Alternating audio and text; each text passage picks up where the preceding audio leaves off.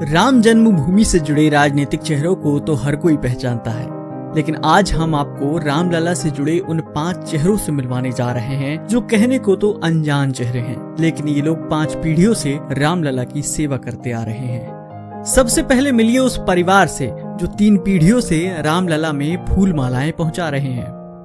राम जन्मभूमि से सटे दोराही कुआ मोहल्ले में एक छोटे से मकान में मुन्ना माली की मां सुई धागे से फूल मालाएं तैयार कर रही हैं। मुन्ना की मां सुकृति देवी बताती हैं कि हम 3 पीढ़ियों से रामलला के लिए माला पहुंचाते आ रहे हैं। मेरे ससुर ने देते रहे और देखिए हमारे आदमी देते रहे। अच्छा। अब हमारा छोटा वाला लड़का देता है। अच्छा। तो कभी नहीं रहे थे तो हम भी जाए थे। अच्छा, कभी कभी आप जाते हैं। कभी कितना फूल उल जाता है? 6 माला जाता है। चांदनी होता है, गुलाब होता है, बेला होता है और गेंदा होता है। अच्छा। यही सब फूल होता है। अब मिलिए रामलला के दरबार में पान पहुंचाने वाले परिवार से।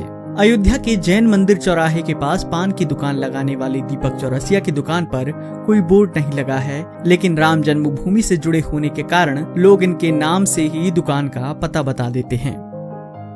5 तारीख के लिए भगवान के लिए पान का ऑर्डर मिला हुआ है। जिस प्रकार की पूजा वहाँ पे होगी उस हिसाब से खड़ा पान भी जाएगा, सुपारी जाएंगे और भगवान के लिए लगा हुआ पान जाएगा। और सब जितने भी भगवान वहाँ पे नए स्थापित हुए हैं जो या पुराने हैं उनके हिसाब से अब अलग अलग तरीके से पान जाएगा। अब हम आपको मिलवाते हैं रामलला के दरबार में मिठाई पहुंचाने वाले परिवार से। अयोध्या की मुख्य सड़क पर है चंद्रा मिष्ठान भंडार। इसके संचालक रंजीत गुप्ता 2 पीढ़ियों से भगवान के भोग के लिए मिठाइयाँ भेज रहे हैं।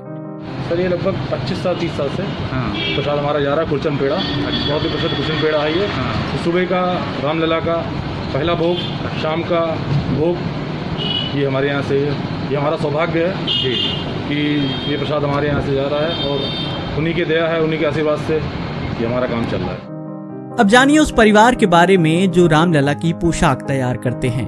प्रमोद वन मोहल्ला में भगवत प्रसाद टेलर की दुकान है। भगवत बताते हैं कि ये दुकान उनके पिता बाबूलाल टेलर के नाम से प्रसिद्ध है। भगवत ने बताया कि 5 अगस्त को पहने जाने वाली रामलला की ड्रेस भी उन्होंने ही सिली है। और ये रामलला का वस्त्र हम परिवार भर मिलकर के करते हैं और रामलला की सेवा सन 85 से यहाँ हो रहा है। पहले मशीन ले जा कर के वहीं हम दोनों भाई पिताजी वहीं बैठ कर के सिलते थे और जब ये ढांचा टूटा उसके बाद जो है ये पोशाक का काम अपनी दुकान से ही होता है। और ढांचा टूटने के बाद जब ठाकुर जी टाट में आ गए और टाट में भी यही सिल के जाता था। सरकार की तरफ से साल में 1 बार पोशाक बनता था। कोई भक्त अगर कहे तो बन जाता था।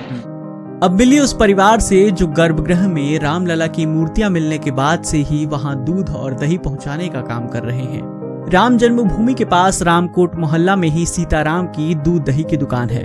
60 बरस के सीताराम ने बताया कि यही वो दुकान है जहां से रामलला के लिए दूध और दही जाता है। पिताजी भी सामान देते थे भोग के लिए, जो जाता था वो हम भी देते हैं। दूध है, दही है, पेड़ा है, देसी घी है, सिंघाड़ा का आटा है, अमावस पूर्णमासी का दूध ज़्यादा जाता है, खीर पूरी बनता है। रामलला में पान, दूध, दही से लेकर पोशाक तक पहुंचाने के एवज में इन 5 परिवारों को राम जन्मभूमि समिति की ओर से कुछ पैसा भी दिया जाता है, लेकिन इन्होंने कभी भी पैसों को लेकर कम या ज्यादा होने की शिकायत नहीं की। करने के बाद ना घंटी बजा देना।